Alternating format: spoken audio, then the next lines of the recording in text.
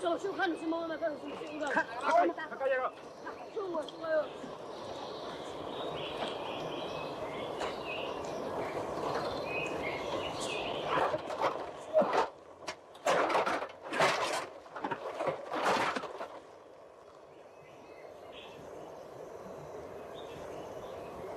세가 내고.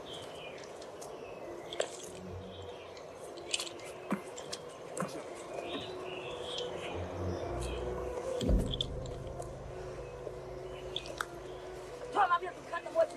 저 뿌려다가 물을 내봐봐. 물을 내봐봐. 물을 내봐봐. 뭐? 뭐 키워봐. 뭐 키워봐. 뭐 키워봐.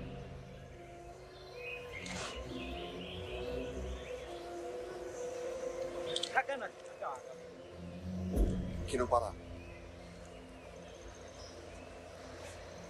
네가 아빠 뽕.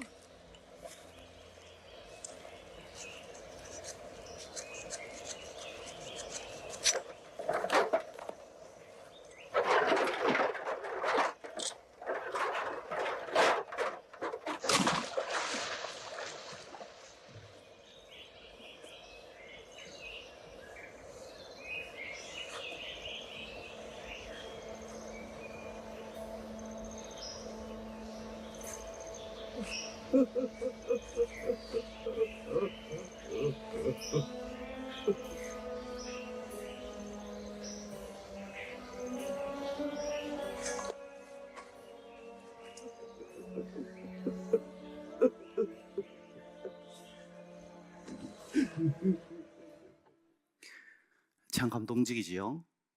저는 이 장면을 볼 때마다 가슴 깊은 곳에서 큰 울림이 있습니다. 원주민이 멘도사가 끌고 왔던 그 무거운 짐을 칼로 잘라버리는 그 장면, 하나님의 용서가 무엇인지를 너무나 분명하게 보여주고 있습니다. 여러분, 우리 하나님께서는 십자가라는 용서의 칼날로 우리의 무거운 죄짐을 단번에 끊어버리셨습니다.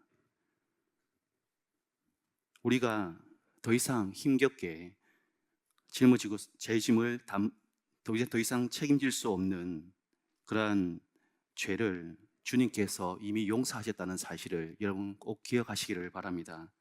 그리고 멘도사와 같이 비참하게 그 죄의 짐을 계속해서 끌고 가는 그런 비참한 신앙생활을 더 이상 해서는 안 될 것입니다. 여러분, 혹시 이런 의문을 가져본 적 없으십니까? 주님께서 십자가에 달려가지고 하신 첫 말씀이 왜 하필 용서의 말씀이었을까? 저는 말씀을 준비하면서 이런 의문이 갑자기 들었습니다. 잘 아시는 것처럼 이 세상은요, 무질서하게 돌아가지 않습니다. 일정한 물리학적 법칙에 따라서 돌아가고 있습니다. 예를 들면 중력의 법칙, 그리고 에너지 보존의 법칙, 그리고 질량 보존의 법칙, 이런 것들이 아주 체계를 이루면서 돌아가고 있지요. 그런데 이 세계만, 이 자연 세계만 그런 것이 아니라 우리가 살아가는 인간 세상도 어떤 법칙에 따라서, 어떤 원리에 따라서 돌아가고 있다는 사실입니다. 어릴 때 공부 안 하시고 무협지 보신 분 많으시죠? 웃으시는 분들은 그러신 분 같습니다. 공부 시간에 교과서 펴놓고 무협지 가운데 펴놓고 읽으신 분들입니다. 여러분, 그런 분들을 한번 대답해 보십시오. 무협지의 대원칙이 뭡니까? 무협지는 무엇을 테마로 이야기가 이어지고 있습니까? 복수입니다. 기승전 복수입니다. 복수가 아니면 아예 이야기 자체가 성립이 되지 않죠. 복수를 안 하는 사람은 사람 취급을 받지 못합니다. 무협지는 원수에게 주인공이 복수하겠다는 결심으로 시작되어서 중간 과정이 어떻든지 간에 결국에는 주인공이 원수에게 복수하는 것으로 끝납니다. 이런 무협지만 그렇습니까? 홍콩 영화도 한번 잘 생각해 보십시오. 홍콩 영화도 대부분 복수 영화입니다. 만약에 주인공이 원수를 용서한다? 그러면 이야기는 거기서 끝나버립니다. 무협지만 그렇겠습니까? 홍콩 영화만 그렇겠습니까? 복수는 나의 것, 친절한 금자씨, 킬빌, 리벤지, 한국 영화든 외국 영화든 대부분의 영화가 복수 영화입니다. 여러분, 제가 오늘 설교를 준비하면서 검색을 해봤습니다. 그럼 용서에 대한 영화는 없냐? 검색을 해봤는데 거의 없어요. 게다가 용서라는 단어가 들어간 영화조차도 사실은 복수 영화인 거예요. 용서는 없다. 용서받지 못한 자. 전부 다 이 복수 영화인 겁니다. 이것은 단지 무협지나 영화의 이야기가 아닙니다. 사실은 세상의 축소판입니다. 이 세상이 어떤 원리로 돌아가고 있는지를 너무나 분명하게 보여주고 있습니다. 바로 복수의 법칙인 것이죠. 타락한 이 세상은요, 받은 만큼 돌려줘야 되는 세상입니다. 아니죠. 받은 만큼 돌려주는 게 아니라 받은 것보다 더 돌려줘야 되는, 몇 배는 돌려줘야지 직성이 풀리는 것이 타락한 인간의 본성입니다. 성경에는요, 이를 너무나 잘 보여주는 한 인물이 등장합니다. 누굴까요?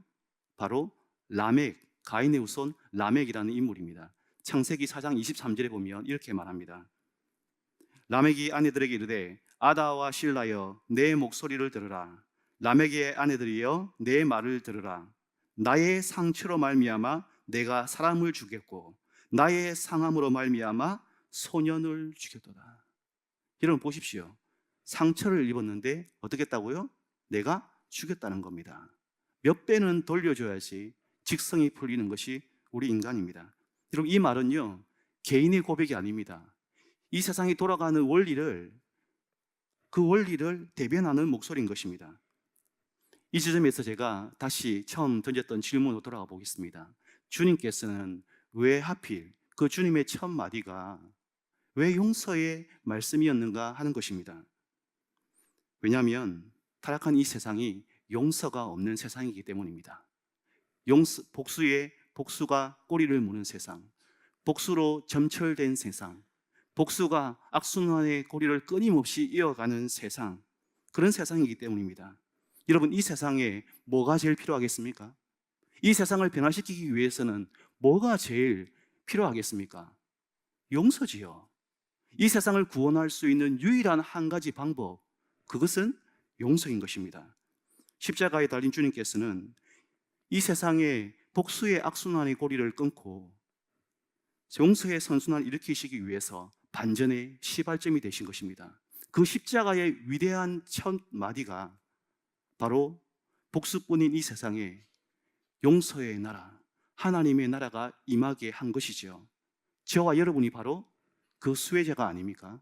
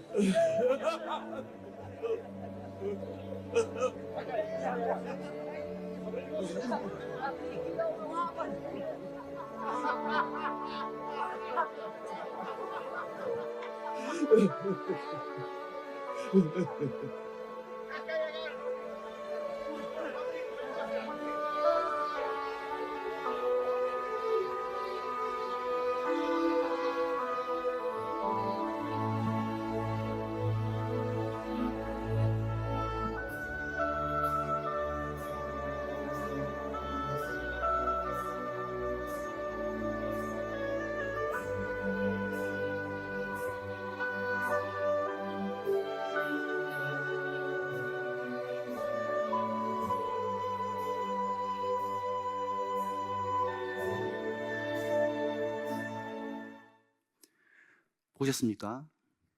원주민들이 그 멘도사를 대하는 태도를 말입니다. 원주민들의 행동에 잠시 놀라서 당황하다가 대성통곡하는 그 멘도사의 머리를 만지고 그리고 수염을 만지면서 그들의 그 멘도사를 대하는 행동을 여러분 확인하셨습니까? 그 해맑은 웃음을 여러분 보셨습니까? 전혀 예상치 못한 원주민의 태도에 멘도사는 울다가 웃고 웃다가 울고. 여러분, 멘도사가 누굽니까? 멘도사는요, 이 원주민들의 원수입니다. 그는 무장한 용병들과 함께 다니면서 원주민들의 가족들을 체포하고 사냥하고 그래서 노예시장에 팔아버린 사람입니다. 때로는 거침없이 겁박하고 그리고 심지어 죽이기까지 한 인물입니다. 바로 그런 사람이 멘도사입니다. 그런데 놀랍게도 원주민들은 그런 멘도사를 용서합니다. 심지어 그를 부족의 구성원으로 받아들이고 있습니다. 여러분, 왜 그랬을까요? 왜 그랬을까요? 그 이유는 하나입니다.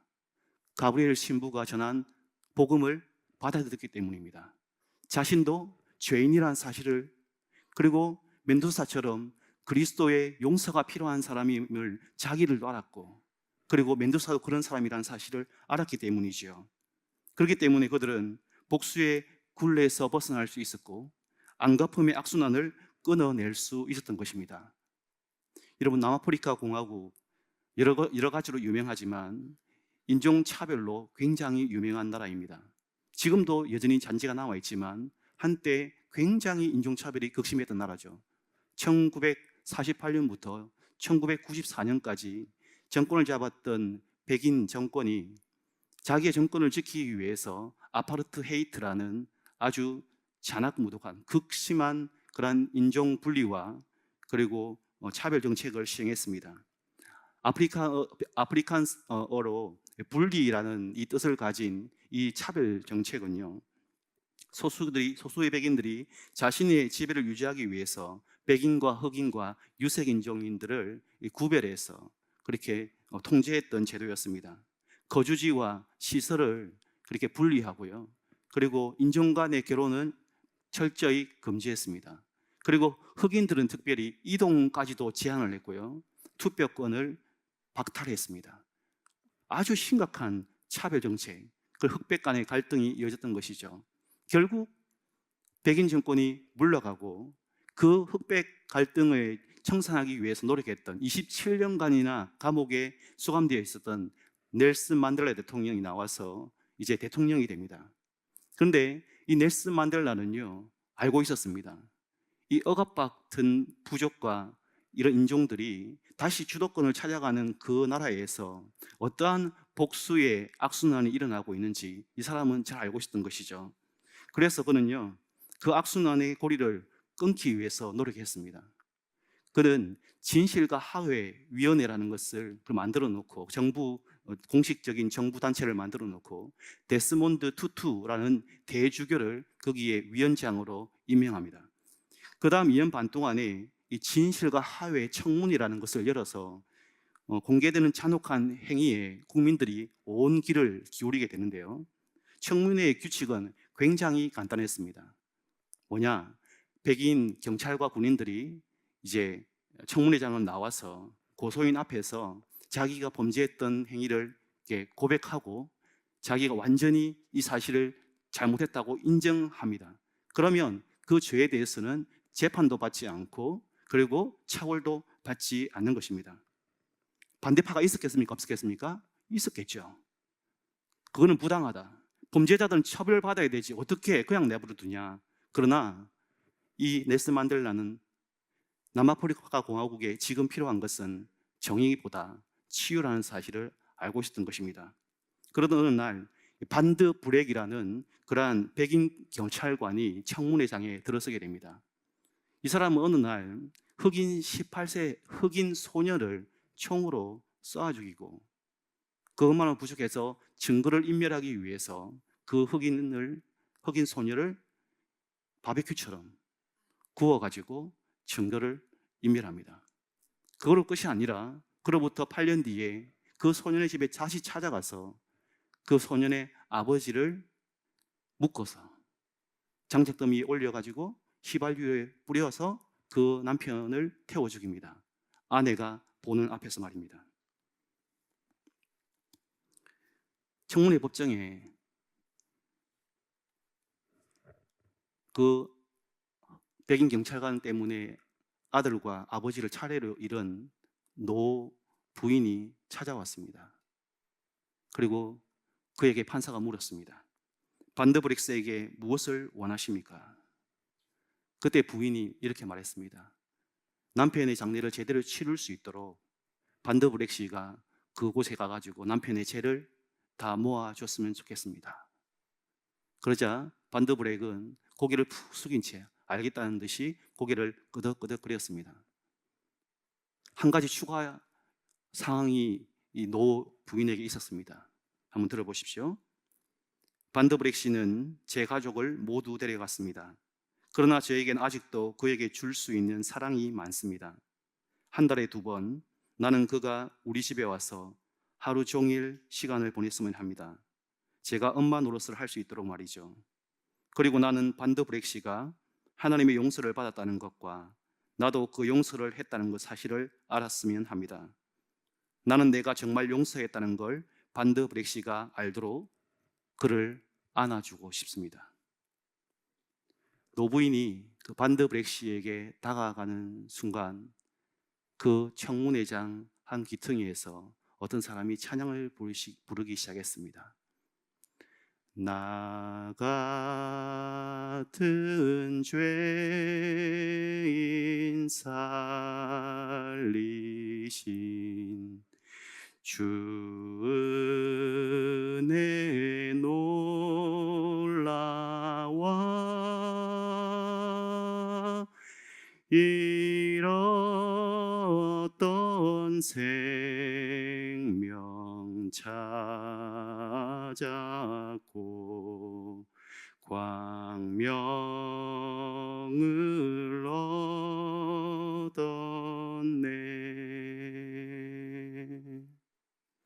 여러분, 반드브렉 씨는 안타깝게도 그 찬양을 듣지 못했습니다. 이유가 뭔지 아십니까? 그 상황을 감당하지 못하고 졸도해 버렸기 때문입니다. 그날 남아프리카 공화국의 법정에서도 그리고 진실과 화해위원회의 괴로운 절차가 진행되는 그 모든 기간 동안에도 남아프리카 공화국 나라 전체에서도 정의는 실현되지 않았습니다. 대신에 정의보다 훨씬 더 위대한 그것을 초월하는 다른 일이 벌어졌습니다. 넬슨 만델라와 데스몬드 투투 조교는 알고 있었던 것이죠. 악이 저질러졌을 때에 그 악을 이길 수 있는 유일한 방법은 딱 한 가지라는 사실을요. 악에게 지지 말고 선으로 악을 이기라. 악에게 지지 말고 선으로 악을 이기라. 여러분, 복수는 악이 계속해서 이어지게 만듭니다. 정의는 악을 처벌합니다. 그러나 선으로 악을 이기는 그 일은, 용서는 악의 그 굴레와 악의 그 악순환을 끝내버립니다. 그것이 바로 예수님의 삶과 죽음으로 직접 보여주신 다른 세계의 법칙, 다른 세계의 은혜, 바로 하나님 나라의 법칙인 것이죠. 성도 여러분, 주님의 십자가는 단지 우리를 향한 용서만을 의미하지 않습니다. 여러분, 십자가의 모양을 한번 생각해 보십시오. 세로대와 가로대가 있습니다. 예수님의 십자가는 하나님이 우리를 향한 용서만을 의미하지 않습니다. 그 십자가는 서로에 대한 용서를 웅변하고 있다는 사실을 기억하십시오. 그래서 우리 주님께서 십자가 위에서 아버지, 저들을 사하여 주옵소서 이렇게 기도하고 계실 때 주님은 간절히 바라셨습니다. 우리가 기도하기를요, 이렇게 기도하기를요. 아버지, 저도 용서하게 하소서. 아버지, 저도 용서하게 하소서. 그런데 여러분, 잘 아시지 않습니까? 용서와 화해라는 것이 얼마나 쉽지 않다는 것을 우리는 잘 압니다. 아니, 어쩌면 이 세상에서 가장 고통스럽고 힘든 일이 있다면 바로 용서일 것입니다. 그래서 유명한 변증가 C.S. 루이스는 이렇게 말했던 것이죠. 모든 사람은 용서가 훌륭한 일이라고 생각한다. 훌륭한 일이라고 말한다. 실제로 용서할 일이 자신에게 생기기 전까지는 말이다. 용서가 훌륭한 일이라는 걸 압니다. 그런데 문제는 뭡니까? 그 용서가 나에게 생기는 순간 이건 다른 이야기가 된다는 것이죠. 성도 여러분, 용서는 우리의 힘과 우리의 능력으로 할 수 있는 것이 아닙니다. 우리 죄인인 우리에게는 용서할 마음도 없고 의지도 없고 그리고 힘도 없다는 사실을 여러분 기억하십시오. 오히려 복수의 칼날을 갈 뿐이죠. 그런데 복수의 칼날을 갈기를 멈추고 용서의 손길을 내밀 수 있는 유일한 방법, 여러분 그것은 십자가에서 우리 죄를 용서하신 그 하나님의 용서의 은혜를 직접 체험하고 그리고 그 용서를 붙드는 방법밖에 없습니다. 우리가 아직 죄인 되었을 때에 그리스도께서 우리를 위하여 죽으심으로 하나님께서 우리에 대한 자기의 사랑을 확정하셨느니라. 우리가 아직 죄인 되었을 때에 우리 주님께서 우리를 용서하셨습니다. 여러분, 하나님께 1만 달란트 빚진 자, 도저히 용서받을 수 없었던 나를 용서하신, 그리고 지금도 용서하고 계시는, 그리고 앞으로도 용서하실 그 어메이징, 놀라운 위대한 그 주님의 용서를 경험하지 않고는 우리는 결코 용서할 수 없는 것입니다. 형제자매 여러분, 우리는 용서를 만들어낼 수 없습니다. 우리는 단지 그 받은 용서를 흘려보낼 수 있을 뿐이죠. 어느 노 신학자의 말에 귀를 기울여 보시겠습니까? 사랑의 하나님, 주님은 우리에게 원수를 용서하라고 명령하셨습니다. 잘못된 형제들을 7번이 아니라 70번씩 7번이라도 용서하라고 명령하셨습니다. 그렇다면 주님은 언제 진정으로 회개하는 죄인 하나를 용서하시기에 지치십니까? 주님은 영원히 지치지 않으십니다. 여러분, 우리 주님은 여러분을 용서하기에 지치지 않으십니다. 그것이 우리를 향한 주님의 마음이죠. 그 마음을 알고 있는 우리는 어떤 마음으로 살아가야 하겠습니까? 이 세상에 치유가 가능해진 것은 우리의 선함과 우리의 용서 때문이 아니라 그분의 선함과 용서 때문임을 기억하시기를 바랍니다. 그런데 여러분, 꼭 한 가지 마지막으로 기억해야 될 사실이 있습니다. 주님께서 우리에게 용서하라고 명령하신 가장 중요한 이유, 정말 중요한 이유가 또 하나 있습니다. 그것은 바로 우리 때문입니다. 그 분노와 그 증오와 그 복수의 감옥에서 우리를 해방시키기 위함이죠. 내 삶을 망가뜨리고 나 자신을 망가뜨리는 무형의 감옥에서 우리를 해방시키시기 위해서 주님께서 우리에게 용서하라고 말씀하신 것입니다. 여러분, 누군가를 용서하지 못한 채 살아간다고 한번 생각해 보십시오. 그 사람과 함께 살아가는 것입니다. 그 사람과 동행하는 것이죠. 동거하는 것입니다. 생각만 하면 불쑥불쑥 화가 나는 그 사람을 마음에 품고 계속해서 묵상하며 살아가는 것입니다. 여러분, 그 삶이 얼마나 괴롭고 비참하겠습니까? 플러 신학교 교수였던 루이스 스미디즈는 용서의 이야기라는 책에서 이렇게 이야기합니다. 용서로 치유받는 최초의 사람은, 그리고 많은 경우 유일한 사람은 바로 용서하는 자기 자신이다. 진실로 용서는 포로에게 자유를 준다. 그러고 나면 자기가 풀어진 그 포로가 바로 자신이었음을 깨닫게 한다. 여러분, 용서라는 헬라어 단어의 뜻이 해방하다, 풀어주다, 자유케 하다, 이런 의미를 가진 것은 결코 우연이 아닌 것입니다. 세계 2차 대전 그 중간에 미국으로 이민을 갔던 유대인 랍비가 이런 말을 했다고 하죠. 미국에 오기 전 아돌프 히틀러를 용서해야 했습니다. 새 나라에까지 히틀러를 품고 오고 싶지 않았습니다. 여러분, 용서의 최대의 수혜자가 누굽니까? 바로 자기 자신입니다. 여러분, 말씀을 맺겠습니다. 오늘 설교 중에 보았던 영화 미션이라는 이 영상은 제가 유튜브에서 다운받았습니다. 그 유튜브에 제목을 달아놨는데 굉장히 저는 제 마음을 끌었습니다. 회개와 용서, 그리고 기쁨. 여러분, 그 영상은 용서가 있는 곳에 참된 기쁨이 있다는 사실을 탁월하게 묘사하고 있습니다. 죄의 심이 끊어지고 복수의 굴레가 사라지는 그곳에 죄인들의 영혼에 그리고 공동체에 참된 기쁨이 찾아옵니다. 그러므로 오늘 이 말씀 앞에서 우리가 드려야 될 기도는 이것입니다. 주님, 주의 죄를 용서해 주셔서 감사합니다.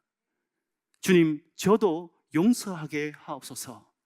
주님, 저의 죄를 용서해 주셔서 감사합니다. 주님, 이제는 저도 용서하게 하옵소서. 이 기도가 우리의 기도가 되기를 주님의 이름으로 축복합니다. 여러분, 십자가의 은혜로 죄 용서함 받은 의인으로, 그리고 그 용서를 흘려보내는 하나님의 자녀로 사시기를 바랍니다. 그리고 그 회개와 용서를 통해 주님이 우리에게 주시는 참된 기쁨과 자유를 누리고 살아가시는 그러한 성도님 되시기를 주님의 이름으로 축원합니다.